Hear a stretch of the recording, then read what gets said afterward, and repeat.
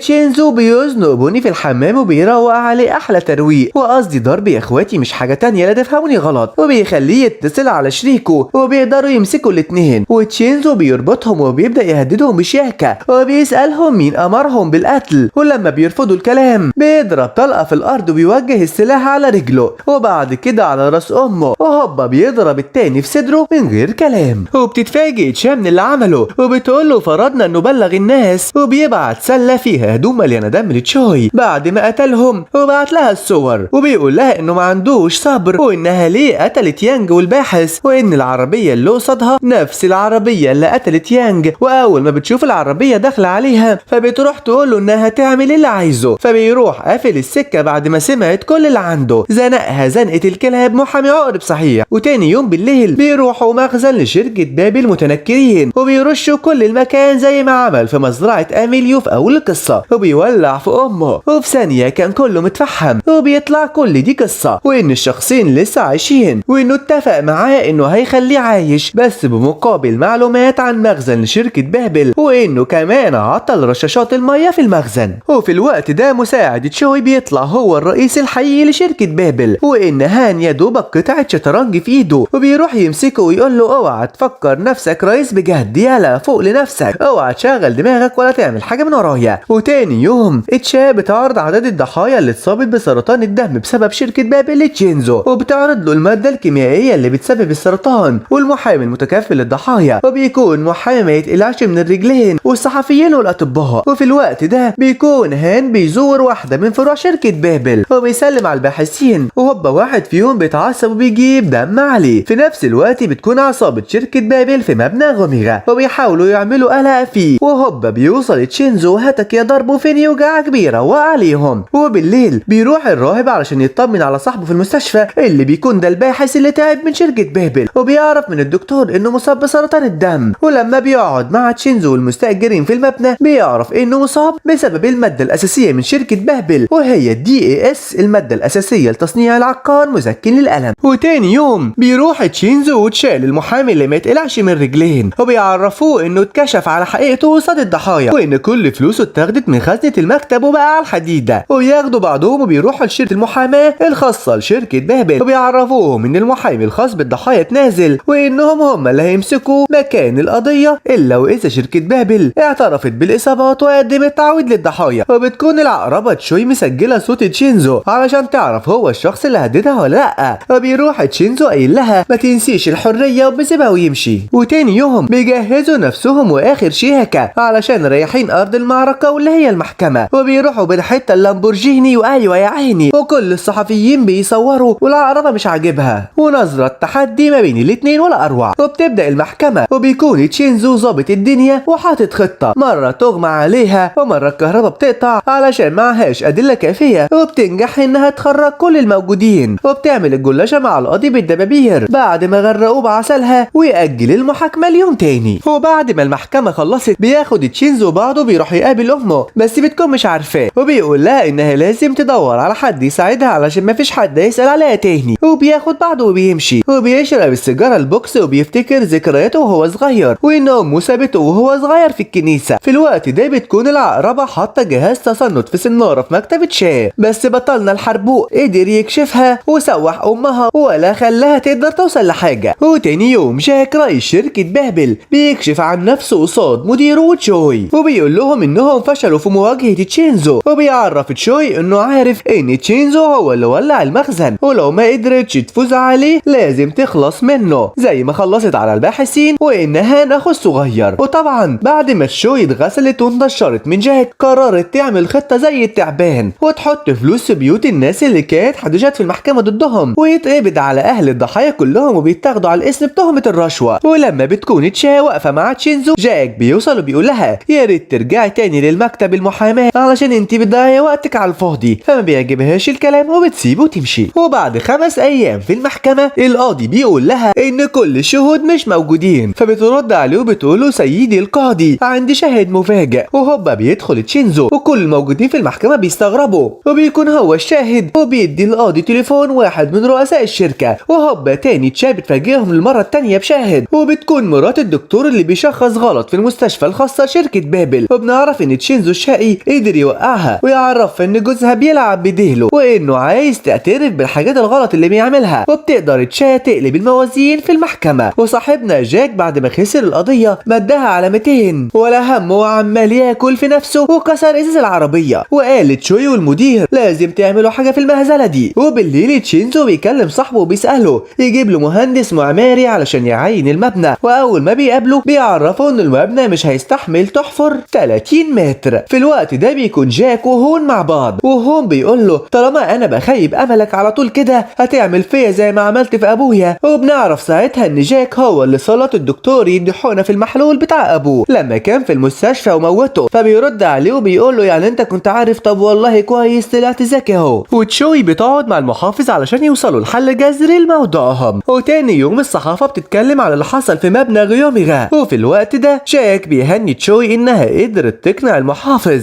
وبيقول لها انه عارف ان تشينزو هو اللي ظبط كل حاجه وانه ودى ابنه في فريق ايطالي وانت على الله حكايتك وانها لازم تقدم استقالتها. وهوبا بنلاقي انفعال الانثى المعتاد اللي بيطلع بعد كل فشل بيحصل، وبتقول له انها هترد الهزيمه ب100 قصادها. في الوقت ده بيكون هان ماسك المديرين الماليين ومروق عليهم بعصايه الهوكي علشان فشلوا انهم ياخدوا قروض من البنوك. ولما بيركب العربيه السواق بيقولوا ان الاوردر وصل، وبتطلع حته فرد من النضيف حاجه رايقه يعني. والعقربه بتقدر تقنع رئيس مصرف انهم ياخدوا قرض طبعا بعد ما هددته. وتاني يوم صاحب تشينزو بيقابله بيعرفه انه في طريقه تانية يقدر يوصلوا للذهب، وان رئيسه ليه نسخه من بيانات في متحف وهياخد متخصصين عشان يخلصوا الحوار. والاخبار بتتكلم عن استثمار بنك كينموسا مع شركه بابل، وتينتا بتقدر تخلي تشينزو يقرب من رئيس البنك علشان يوقعوا الاستثمار، وبيكون عيل الوان اعوذ بالله. ولما بيقعد معاه بيقدر تشينزو يوقعه في الكلام، وبيعترف ان ابوه مات رباني وامه كانت بتتفرج عليه وكل اللوم راح على الخدامه واتحبست. وبيقدر تشينزو يقنعه انه ما يوقعش الاتفاقيه بين بنك وشركه بابل. وفعلا تاني يوم بيرفض التوقيع، بس امه بتدخل في حفله التوقيع وتوقع مكانه. وبنعرف ان العقربه كانت مظبطه كل حاجه قبلها وعامله كل احتياطاتها وقاعده مع امه، وكلنا عارفين عملت ايه عشان توافق توقع. وبعد الاجتماع الشرطه بتوصل وبتقبض على رئيس البنك بتهمه التعدي على تشينزو. وفي الوقت ده بيكون كل المستاجرين عمالين يدوروا على الذهب، وهام بيتصل على اخوه بيقول له ان البنكين اللي اتكلمنا معاهم رافضين الاستثمار في شركتنا حتى لو بنك كينموسا استثمرت في الشركة. فبيرد عليه بيقول له ما تقلقش هتصرف واعمل حسابك اني هعمل اجتماع معاهم. وبيقعد مع المحافظ وطبعا كلام هان مش داخل دماغهم، وبيكون جاك سامع كل الحوار وبيبعت رجاله وراهم وبيروقوا عليهم وبيخطفوهم وبيقتل واحد من رؤساء البنوك. وفي نفس الوقت بيكون في رجاله في بيت تشاه وكان خلاص هيضربها. بيوصل تشينزو وبيروق عليهم وبنعرف انه خد باله منهم لما كانوا واقفين مع اهل الضحايا. وتاني يوم تشاه بتوري تشينزو خبر موت مساعد المحافظ وانه وقع من فوق الجبل ومات، واكيد ده ليه علاقه باللي حصل معانا امبارح. وبيبدا يلاحظ تشينزو ان شركه بابل بتزود الحراسه عليها وعلى الاماكن الضعيفه، وبيجي اتصال عليه من صاحبه علشان يديله البيانات اللي وصل لها عشان يعرف يوصل لخزنه الذهب. وبياخد بعضه بيروح عشان يقابل الكاهن وبيعرض عليه انه ينتقل لمكان تاني، بس بيرفض بيقول له احنا مستريحين هنا وانه علمهم الشجاعه. وتاني يوم بيروح يقابل مساعد كانج وبيعرف منه ان في شخصين بيديروا الشركه، وفي نفس الوقت بيكون في شخص بيصورهم وهم قاعدين في المطعم وبيشوفهم جاك من على تليفونه. وبيروح جاك متصل على مستثمر امريكي وبيتفق انه يخلي كوريا مليانه مخدرات بس يستثمر في شركته. وبالليل بيروح تشينزو وتشاه مكان كوانج، واول ما بيوصلوا بيلاقوه مقتول وكل اللي في البيت متخلصين عليهم. وكده الاعتراف اللي كان رايح علشان يسمع منهم راح في الهوا. وهم راجعين بيشوفوا اهل الضحايا كلهم مقتولين في العربيه وبينصدموا ان كل حاجه راحت من ايدهم. وبنعرف ان هان قدر يوصل لسجل المكالمات من ساعه ما المخزن ولع، وقدر يحدد الاشخاص المتورطين مع تشاه وتشينزو وخلص عليهم كلهم. وبتروح تشاه الاسم وبتطلب من الشرطي طلب تشريح الجثث لمعرفه حقيقه موتهم، بس بيرفض بيقول لها دي عمليه انتحار مش قتل واعملي اللي في دماغك. وفجاه تشينزو بياخد قرار انه ينتقم لموت الاشخاص اللي ملهاش دخل في حاجه وانه هياخد حقهم تالت ومتلت. في الوقت ده بيروح الشرطيين ياخدوا الفلوس تمن تعطيلهم للتشريح، وبيدخل عليهم تشينزو وبيصورهم وبيقول لهم يا ترى الفلوس دي حلال ولا ايه، وبياخد الشنطه منهم وبيدور فيهم الضرب فين يوجعك وبيربط امهم وبيطلب منهم كل حاجه متعلقه بجريمه القتل، ولو ما عملوش كده هيرميهم من فوق المبنى. فبيروح يقابل صاحبه وبيقول له على اللي هو عايزه، فبيرد عليه ويقول له فكك من الرئيس احنا عايزين نطلع الذهب هنشغل بالنا بحاجه تانية ليه. فبيرد عليه كل المستاجرين عايزين يقفوا ضد بابل معايا اديني شويه وقت مش اكتر. وصاحبه ما يعجبوش الكلام وبيبلغ عن المعبد. وبيجي اتصال على تشينزو من ايطاليانو وصاحبه وبيعرفوا ان في شخص كوري بيسال عليه. وتاني يوم بيفرغوا الكاميرات وتشينزو بيشرح لهم ازاي اتخطفوا واتقتلوا وبيعملوا خطه علشان يقدروا يكشفوا القاتل الحقيقي. وبيعملوا برنامج تلفزيوني وبيمسكوا شركه بابل ومكتب المحاماه تريقه وغسيل ونشر وبيفتحوهم على الهواء. وبالليل بيبداوا يبعتوا حروف لتشويون مدير المكتب وعربيه لعبه لهان وبيكون مفكرها قنبله، بس في الاخر الوقت بيخلص وبيطلع حرف سي. وتاني يوم الشخص اللي كان بيسأل على تشينزو في ايطاليا بيوري كل الصور والمعلومات لجاك وبيعرفوا ان كل المافيا اللي هناك بتخاف منه مش مستشار عادي ده تنين مجنح. وبيعرفهم ان حرف سي بيبقى تحذير قبل ما يقتل اعدائه. وبيروح جاك باعت صورته لشخص عشان يخلص عليه وبيقدروا يوصلوا له ضرب نار من الطرفين وبيتكاتروا عليه، بس على مين؟ ده تشينزو بيخلص منهم بكل شياكه. في الوقت ده عصابه السيوف بتوصل للمبنى وبتبدا تضرب في المستاجرين، وكان في واحد منهم هيضرب واحده هوبا بيظهر الترزي بالمقص وهتك ضرب فيهم وحركته اخر رشاقه وبيقدر يتغلب عليهم كلهم. وبيجي اتصال على تشا ان في مجرمين بيلحقوا تشينزو، فبتروح تركب مع شاك وبتكونش عارفه ان هو العقل المدبر وبتوصل مكان تشينزو، بس هو بيكون عمل الواجب مع الرجاله واكتر. وهوبا تشينزو بيقول لتشا انه عرف مين رئيس شركه بابل الحقيقي وبيبص على جاك وبيرن على التليفون وبيقرب منه وهو بيرن وبيكون قلقان. وبنعرف انه كان عامل التليفون صامت لما كان بيقابل تشا قبل ما يوصلوا. وفي تشينزو بيقول له مش تليفونك بيرن، فبيروح مطلع التليفون التاني بيقول له لا مفيش حاجه احنا لازم نبلغ الشرطه بسرعه، بس واحد من المستاجرين بيمنعه ولما بيمشي بيكون مستغرب ازاي هزم 3 اشخاص مع بعض. وتاني يوم بيشوفوا اخر ظهور رئيس شركه بابل وبيتفاجئوا انه كان قريب منهم تحت الجسر لما كانوا هناك. في الوقت ده بتوصل الشرطه وبتقبض على تشينزو بتهمه القتل وانه عضو في المافيا. وفي التحقيق بيوري له شويه صور والمحقق بيقول له شكلك ماهر في استخدام السكاكين، فبيروح يرد عليه بنبره صوت فيها تهديد وبيقول له كل دي تهم متلفقه ليا انا سليم وتمام التمام بينام، وبيوصل مساعد الطباخ اللي بيكون في المبنى وبيطلع تبع المخابرات الكورية وبيقول للمأمور انه جاي ياخد تشينزو وبيوري له تصريح وبياخده ويمشي. ولما بيقعدوا مع بعض بيعرف انه جاهز علشان يحارب شركة بابل معاه، وتشينزو بيكلم صاحبه من ايطاليا وبيطلب منه الصورة او فيديو للشخص الكوري اللي نزل علشان يسأل عليه، وبيروح يبعت له الفيديو. واول ما بيوصل للمبنى وبيوريها لشريكهم الجديد لوكا مساعد الطباخ اللي هو اصلا من المخابرات. في الوقت ده بالليل رئيس مكتب المحاماة لشركة بابل بيسلط هان على اخوه علشان يقدر يتحكم في الشركة لوحده من تدخل اخوه. في نفس الوقت بيكون تشينزو قبض على الشخص اللي كان بيدور عليه في ايطاليا وبيبدأ يستجوبه، بس بيرد عليه وبيقول له لو عملت ايه كده مش هتكلم ولا هقول لك مين رئيس شركة بابل الحقيقي. فبيروح تشينزو جايب المسدس وحاطط فيه طلقة واحدة وبيبدأ يضرب مرة عليه ومرة على الشخص لغاية لما بيقول له عليه وانه محامي في شركة المحاماة الخاصة شركة بابل. فبيروح مكلم تشاو معرفها ان المحامي المتدرب تحت ايدها اللي هو جاك رئيس شركة بابل. وجاك اول ما بيوصل البيت بيتفاجئ بتشينزو في اوضته وبيعرفه انه عرف الحقيقة وانه رئيس شركة بابل وكان لسه هيضربه بالمسدس. بتوصل الشرطة وبتقبض عليهم، وفي التحقيق بيطلع المسدس مش حقيقي لا هو ولا الطلق، وبنعرف انه كان عامل كل ده علشان يخلي جاك يكشف عن نفسه ويساعد تشا في انهاء حربها قصاد شركة بابل، وانه خلى الضابط يقبض عليه وبيقنع المحقق انه يقف معاهم ضد جاك وشركته. وتاني يوم تشينزو بيقابل المتسول اللي بلغ المستأجرين عن الذهب وبيتفق معاه انه ينسى الحوار خالص واي حاجة اسمها ذهب، وكان رافض الاول. بس اول ما تشينزو اداله فلوس اتغير 360 درجة واداله التليفون وبياخد التليفون وبيمشي. وفي الوقت ده تشوي بتقول لرئيسها انه هيبقى خسران لو مشي ورا الشخص الغلط. وتاني يوم تشينزو بيحط منوم في ازاز المية بتاع جاك وبينيمه، واول لما بيفوق بيعرفه ان ممكن يقتله في اي وقت عايزه. فبيرد على جاك وبيقول له انه فشل المرة دي، راح قال له ده بس تهديد مش اكتر، وانه مجرب مفعول المنوم قبل ما يحطه في المية، بس ما تقلقش هقتلك قريب بعد ما وقع شركتك ويقفل السكة. وفي الوقت ده تشوي بتعرض على رئيس اتحاد شركة بابل الكيميائي عرض، ولما بيرفض بتقتله وهو معدي على الطريق والصحافة بتتكلم عن الحادثة. وبيعرف تشينزو ان تشوي هي اللي ورا الموضوع ده. ولما كانوا قاعدين تشينزو بيعرف تشا عن مكان الذهب وسعره كمان وانه ليه 70% من قيمته امال باقي لصاحبه. وبيدخل عليهم مساعد الطباخ وبيعرفهم ان في ملف خطير في جهاز الاستخبارات اتسرق وانه شديد الخطورة وان اللي خبى النسخة الزعيم يانج تشو. وتشينزو اول ما بيسمع الاسم بيفتكر الزعيم وبيقول لنفسه اكيد الملف ده مع الذهب في الاوضه السريه. في الوقت ده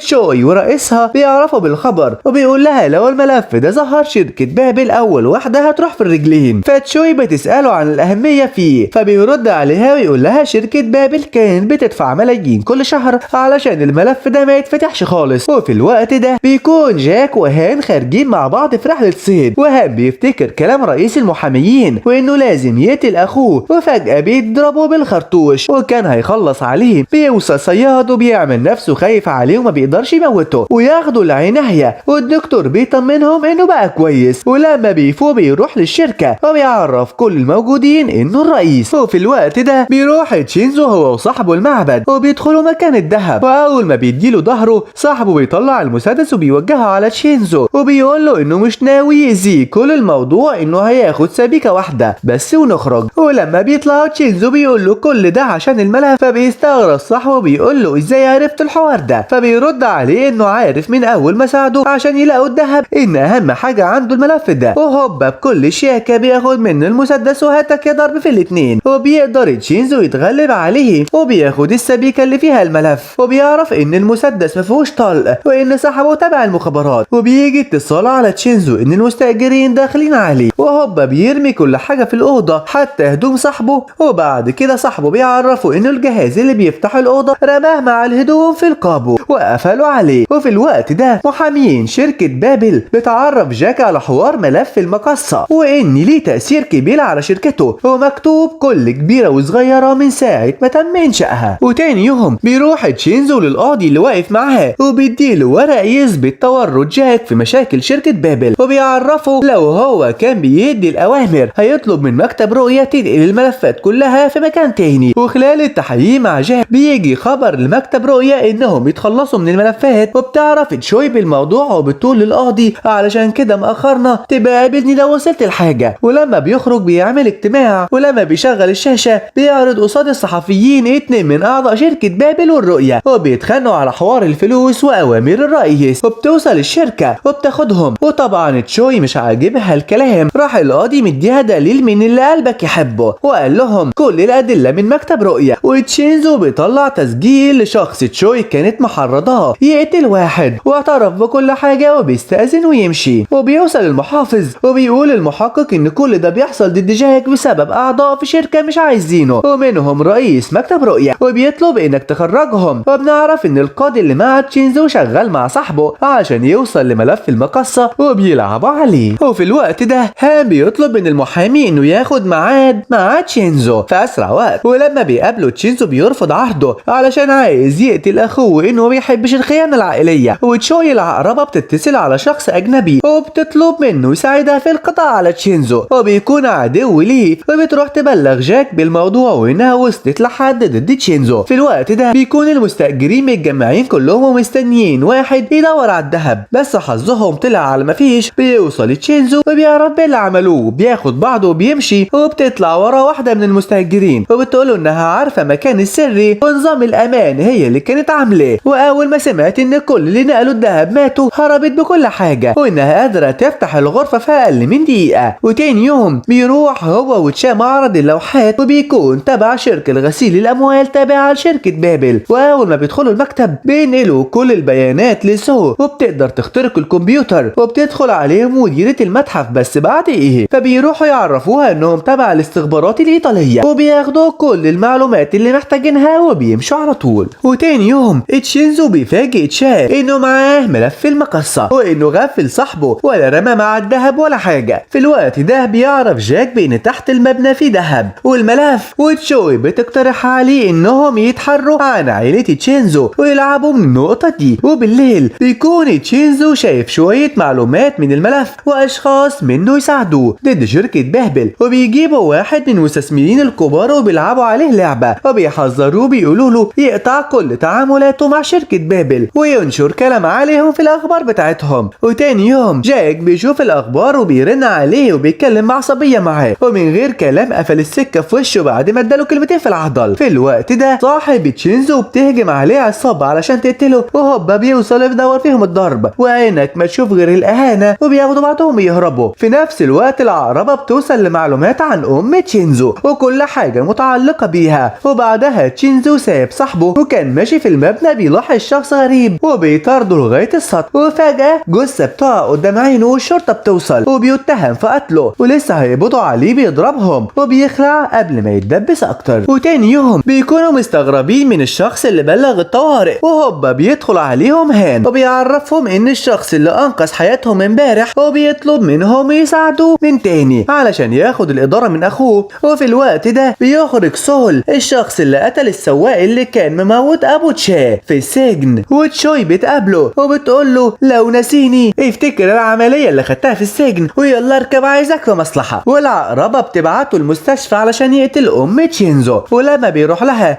تشينزو بيعرف ان في شخص دخل الاوضة اللي فيها وقتلها، وبيبقى مش مصدق اللي شايفه، وبيلاقي صورتهم واقعة على الارض، وبيقرر ينتقم من اللي عمل كده. وبياخد بعضه وبيروح للشخص اللي قتل امه بعد ما صاحبه في المخابرات جاب تقرير عن امه على طول، ومن غير تفاهم بيمسكه وبينزل فيه ضربه فين يوجعك، وبيعذبه لغاية ما بيوديه لمكان الشخص اللي سلطه. وهو ماشي بيضرب في الحرس ولا همه حد، وبيقدر يتغلب عليهم كلهم. ولما بيدخل على تشوي وجاك وشلة الكلاب دول بيقتلوا من غير تفاهم، وكل الموجودين بيتفاجئوا وتشينزو واقف قصادهم وموجه المسدس في وشهم، وبيقول لهم ما عنديش نية القتل دلوقتي علشان ماشي بمبدأ الموت السريع. نعمل الشخص بحب اعذب الشخص اللي هقتله، وانتم غلطتوا لما لعبتوا معايا. وقبل ما يمشي بيضرب جاك في ودانه الكبيرة. وتاني يوم بيروح يدفن امه وبيكون زعلان انه بيكون هو سبب في موتها. وفي الوقت ده صاحبنا جاك بعد التعليمة ما كانش طايق حد، وبيقول لتشوي انها لازم تدي لتشينزو حتى لو كلفها فلوس كتير، ومش عايزه يموت كده، لا ده انا عايزه يتعذب. وفي نفس الوقت بيكون تشينزو نايم وبيحلم وبيحلم بعمليات القتل اللي نفذها، وبيفتكر لحظاته مع امه الحلوه، وبيصحى وبيروق على حاله، وبيقابل صاحبه وبيكون جايب له حته روسي على كيفك، وكل المستأجرين بيقفلوا محلاتهم وبيعزوه وانهم معاه لغايه ما يدمروا شركه بابل الشريره. وبيروح متصل على جاك وبيقوله تقريبا الرصاصه اثرت على دماغك، ومن النهارده هلعب لعبه الشطرنج وكل قطعه هدمرها ورا التانيه، وهيقفل السكه. والمستأجرين بيظبطوا نفسهم بدل وحركات علشان يحضروا الاجتماع بتاع شركه بابل، وبيوزعوا نفسهم هناك وبياخدوا كل التعليمات من تشينزو. وبيكون الاجتماع موجود فيه اهم الشخصيات في كوريا من قائد الشرطه للمحافظ، وبيبداوا يوزعوا الطوابق للبرج الجديد اللي شركه بابل عاملاه. واحد بيدخل وحاول من وسط متفجرات وبيهددهم لو حد اتحرك القنبله هتنفجر، وبيقول لهم لازم تسمعوا كلامي لو مش عايزين تموتوا، وبيطلب منهم يلغوا كل العقود اللي مضوها مع شركه بابل، وان القنابل مش مزيفه، وفي واحده هتنفجر بعد 5 ثواني، واول ما دخلوا بتنفجر فيه وتموته. وبنعرف ان واحد من الاشخاص اللي قتل ابو تشاه. وتشينزو بيبعت رساله لكل الموجودين في القاعه وبيعرفهم ان القنبله في التورته وهتدمر كل القاعه لو ما عملوش اللي اتقال لهم، وبيقدر يعمل اللي في دماغه ويخليهم يلغوا كل العقود تبع شركه الاستثمار في برج بابل. وفي الاخر القنبله بتطلع في شينج يخرب بيت دماغك السم. وتاني يوم المستأجرين بيروحوا للناس اللي اقسمت انهم مش هيساعدوا شركه بابل، وبيطلبوا منهم تنازلات واعاده النظر في ازاله مبنى غوميغا. وفي الوقت ده بيروح محامي هان لمرشح مجلس الشعب وبيقول له بان تحت مبنى غوميغا ملف المقصه وذهب بالمليارات، وان الملف ده خطوره عليه، وخليني درعك وما تقلقش من حاجه. وبعدها بنعرف ان مدير الاستخبارات مع تشينزو وقدر يدخل ما بين اعضاء المهمين ويضحك عليهم في شركه بابل ويبقى واحد منهم، وبيكون هدفه نفس هدف تشينزو، وبيحضر كل اجتماعاتهم المهمه وبيتجسس عليهم صوت وصوره بالسماعه وبيوريهم لتشينزو. في الوقت ده بيكون جاك مجمع كل الحبايب وبيكون معاهم واحد من الاستخبارات واسمه كيم، وبيقول لهم بلاش تلحقوه علشان ده في مستوى تاني. فبيرد على جاك وبيقول له مع اننا اول مره نتقابل بس شكلك مغرور، يا ريت ما تتدخلش في حاجه ما تخصكش. فبيرد عليه وبيقول له هديك فرصه تانيه، مع انك بترد بوقاحه بالنسبه لواحد قتل ابوه، وكل الموجودين بيتفاجئوا انه عارف. وبعدها المحامي بيقعد مع هان وبيعرفوا انه كلم زعيم المافيا في ايطاليا علشان يدبس تشينزو في قضيه ويبلغ الانتربول علشان نقبض عليه. والخنزير بيتصل على تشينزو عشان يقابله في المكان بتاعهم، وبيطلع المسدس وبيتفاجئ بان تشينزو موجه المسدس عليه برضه، وبيوصل الانتربول لمكانهم وبيكونوا متحاصرين من كل الاتجاهات. وهوبا هان بيضربه بالنار وبيسيح في دمه، واول ما واحد من الانتربول بيقرب على تشينزو بيعمل حركه وبياخد منه المسدس. وهتقول لي ازاي؟ هقول لك معرفش، هو ازاي لسه عايش اصلا. وبيروح يقتلهم وبيقول لرجاله الشرطه يبلغ رئيسهم ان الانتربول رجعوا تاني بلدهم ولازم تخفي الجثث دي، ولو ما عملتش كده هقتلكم خلال يومين. وبيقول لهان روح لجاك بلغه ان يخلوا باله من تصرفاته، وهوبا بيضربه بالطلقه في دراعه. ولما بيكون في المستشفى بيحكي لهم على اللي حصل وانه كان عايز يموته علشان لو اخد براءه في ايطاليا كان هيرجع يقتلنا كلنا، بس ابن الايه كان عامل حسابه ومجهز 5 رجاله في المكان. فبيرد على جاك وبيقول له يعني غفلنا وكان بيلعب بينا، وبيحذره انه يبعد عن الاسلحه. وتشوي بيقول للمحامي انه لازم ياخد باله علشان هو اللي استدعى الانتربول علشان يقبضوا على تشينزو وبيسيبوه يمشي. وبنعرف ان هان كان متفق ومعرف تشينزو باللي هيحصل بالظبط، وحطوا خطه ما تخرش الميه، وانه ركب جهاز كانه بيضرب بالنار، وانه طلب من هان يضربه بالنار في دراعه علشان ما حدش يشك فيه. وبعدها المحامي بيقعد تشينزو، فبيروح تشينزو مطلع المسدس وبيضرب 2 في رجليهم وبيقول له امرهم يخرجوا، وبيروح عليه علشان يقتله بس بيترجى انه ما يقتلهوش وهيعمل اللي هو عايزه. في الوقت ده في بيت جاك بتهجم على الرجاله وبيضربوه وهو بيضربهم وبيجري منهم وبيقدر يهرب بجلده بس بيتعور في رجله. وفي الناحيه التانيه رجاله بتجري ورا صاحب تشينزو وبينزلوا في ضرب وبياخدوه لكيم، وبيقول له انه عارف ومتاكد انه بيعرف يفتح الغرفه السريه للذهب في مبنى غوميغا، بس بيعرف ان الجهاز اللي بيفتح الغرفه وقع واتقفل عليه وان الغرفه متامنه احسن تامين. وتاني يوم بتهجم الرجاله على جاك وبتتغلب على كل الحراس اللي معاه بس بيقدر يهرب منهم. في الوقت ده بتكون تشوي عماله تتخانق مع القاضي علشان مش عارف يقبض على تشينزو اللي بيهدد جاك بالقتل، فبيرد عليها ويقول لها امن مكان السجن حتى تشينزو ما يقدرش يوصل، لازم نأمن جاك في السجن. وبالليل بتروح لجاك وبتقول له لازم تدخل السجن اسبوع ولا 2. فبيقول لها ده انا كنت خافي نفسي 10 سنين عشان ابعد عنه وتيجي تقوليلي ادخل برجليا، طبعا لا مش هيحصل. فبترد عليه وبتقول له انهم مش قد مواجهة تشينزو وانه اقوى منهم، هو ده الحل الوحيد، وانها هتخلي السجن زي الفندق بالظبط. وبتوصل الشرطة وبتقبض على جاك بتهمة التهرب الضريبي، وقبل ما يمشي بيقول لاخوه انه لازم يفتح المختبر في اسرع وقت. فبيرد عليه وبيقول له انه اجل افتتاحه وانه هيعمل زي ما طلب منه بالظبط، وبيقرب منه وبيعرفه ان الشخصية اللي كان طالبها يكون زيها هي محتالة وفي السجن، وبيعرفه ان كل ده لمصلحته وبيأمر الشرطة تاخده. وتاني يوم تشينزو بيروح لجاك في السجن وبيقول له يعني انت كده في المكان الآمن بعيد عني، بس مش عايز اصدمك واقول لك ان كل حاجة ماشية زي ما انا عايز. وبيبدأ يحكي له انه عارف العربية بتاعته وانها ضد الرصاص، وان كل اللي حصل له متخطط له بالظبط، وان الرجالة فشلت في قتله مرتين 2، وان هو اللي دخله السجن كمان. فبيرد عليه وبيقوله لو عايز اخرج من بكرة هخرج. فبيروح تشينزو مطلع له فلاشة وبيعرفه اللي فيها عن شركته الوهمية ويبقى قابلني لو طلعت بعد شهر. وبيوصل لوكا صاحب تشينزو لكوريا وبيكلمه علشان يقابله، واول لما بيشوفه بيعرفه انه بابلو خارب الدنيا خالص في ايطاليا وانهم محتاجينه هناك علشان في خطر بان العيلة تروح ورا الشمس. وبالليل صاحب تشينزو بيكون كيم ماسكه لغاية لما يجيب الشخص اللي عامل ابن الخزنة، وبيعرف انها سو وعايشة في المبنى، وبيروح جايب امها وبيخليها تفتح الخزنة، وبينزل ويلاقي كل الذهب متاخد وان الخزنة فاضية. وبتهرب سو منهم وبتروح على تشاي وبتحاول تعطلهم لغاية لما تبلغ المستأجرين. واحد من العصابة كيم لسه هيضرب تشاي، بيوصل تشينزو وبينزل فيه ضرب وبيرموه من الشباك. فبيروح كيم وبيقول له انت بقى تشينزو، فبيقول له تشينزو دي حاجة ما تخصكش واخليك تدفع الثمن في اقل من 5 دقايق. وبيدخل عليهم لوحده وهاتك يا ضرب وفين يوجعك، وبيكون ولا واحد قادر عليه وهوبا بيتغفل واحد بيضربه بالعصاية، وبيوصل للمستأجرين وبينزلوا ضرب فيهم، وكل واحد بيعمل الفينش بتاعه وبيروقوا عليهم كلهم. ولما تشوي بيقعد مع تشينزو بيسأله هو ازاي قدر ينقل الذهب كله من غير ما حد يعرف. فبيبدأ يحكي له ان الكاهن في المعبد عرف مكان الخزنة وانهم عرفوا ان الذهب موجود تحت المعبد، وبدأنا نفتح الخزنة في اليوم اللي بعده على طول وطلعنا كل اللي فيها. وتشاب تسأله ايه اللي رجعك وعيلتك في ايطاليا محتاجات، فرد عليها وقال لها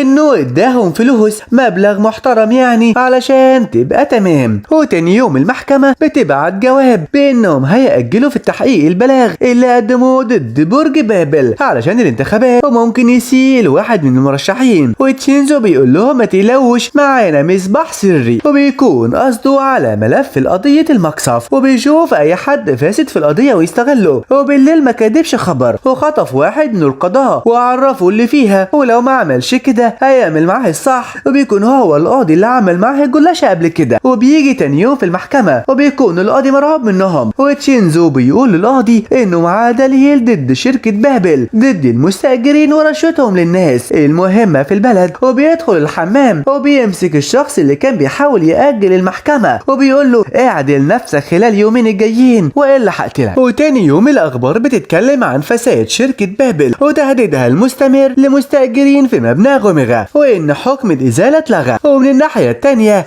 بيلغي طلبية المواد المسرطنة، والقاضي بيحاول يقنعه انه يبقى معاه ضد تشينزو، بس بيرد عليه وبيقول له ان تشينزو في مستوى تاني خالص. في الوقت ده تشينزو بيروح لجاك السجن وبيعرفه ان البرج اللي كان عايز يبنيه الله يرحمه دلوقتي وانه كسر المجسم بتاعه وبياخد بعده ويمشي. وبالليل العقربة بتروح لكيم وبتحاول تعمل صفقة ضد تشينزو علشان لو ما حصلش كده وانه فشل هيأثر على مرشحه، وعايزة منك تساعدني ان اخرج جاك من السجن. في الوقت ده تشينزو بيروح للقاضي اللي طلع كل المذنبين في الفيديو في المحكمة وبيرمي من فوق المبنى علشان ما اسمعش كلامه من الاول. وتاني يوم تشوي بتقابل جاك وبتتفق انها هتاخد كل التهم من عليه علشان يخرج، وهيتقبض عليها بعد ما تمشي من عنده على طول. وبيخرج جاك من السجن وبيروح يقابل اخوه في الشركة وبيقول له خرجت من غير ما حد يعرف علشان عامل لهم مفاجأة، وبيضربه على دماغه وبيخطف تشاي. وفي الوقت ده تشوي بيلاقي ظرف وسط شقته وجواه حلقة شاو مليان دم، وفي نفس الوقت بيفوق هان وبيلاقي بيلاقي نفسه مع تشا وبيدخل عليهم جاك وبيتصل على تشينزو وبيقول له تعالى مكان ما انا موجود هتلاقي تشا وبيقفل السكه في وشه. وبيوصل تشينزو المكان وبيقول له انت مفكر هتعيش بعد ما تقتل كل الموجودين؟ فبيتعصب جاك وبيضرب تشا وبيقول لاخوه لو قتلت تشينزو هخليك تعيش. فبيروح يمسك عصايه الهوكي وبدل ما يضرب تشينزو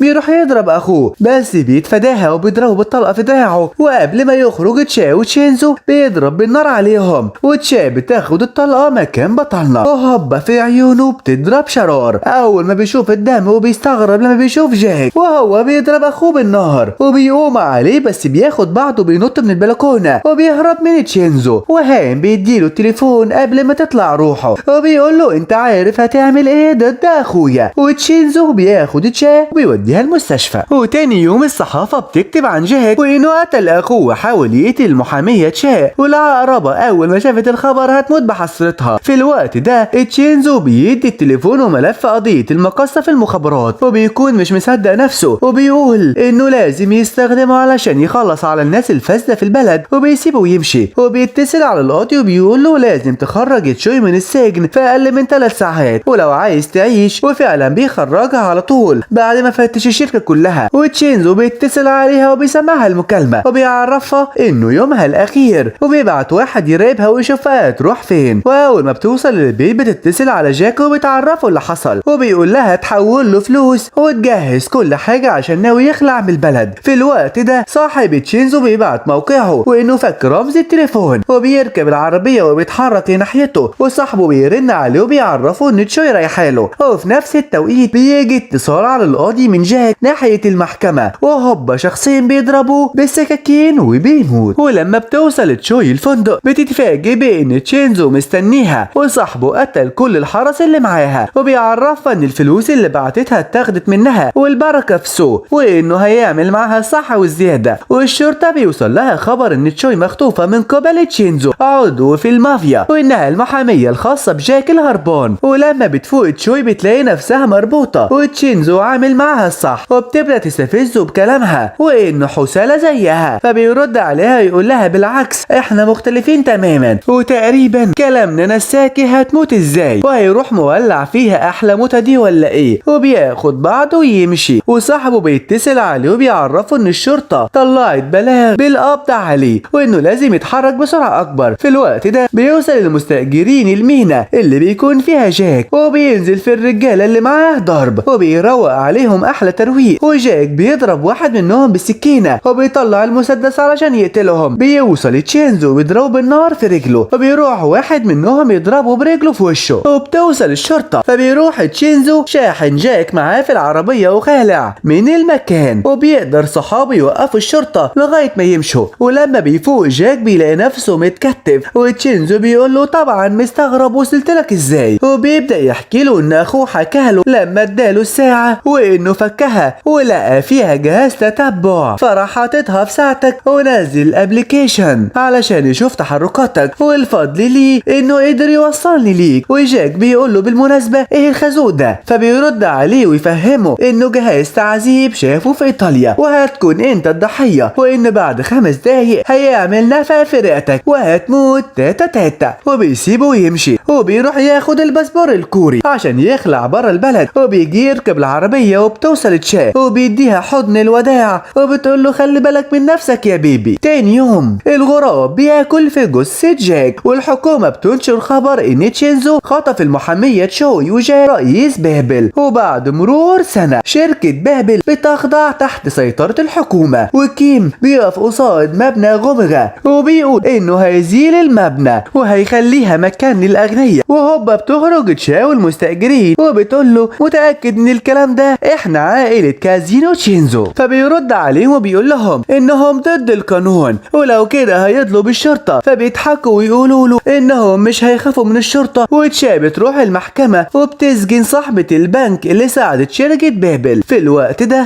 الكاهن بيفتكر كلام تشينزو وبنعرف انه وزع الذهب وكل واحد خد نصيبه. وبتروح تشا متحف وبتقابل هناك تشينزو وبيعرفها انه هيمشي على طول تاني يوم. وبنعرف انه سرير تشا عباره عن ذهب يا بنت المحظوظه وان تشينزو بقى زعيم عيله كازينو دلوقتي. وكده بتكون قصتنا خلصت، وتشينزو قدر يحقق اللي محتاجه ويخرج الذهب وينهي فساد شركة بابل للأبد. لو عجبكم الفيديو ما تنسوش اللايك، واللي مش مشترك يشترك ويستنى كل جديد. انتظروني لايك وفولو. مع السلامة.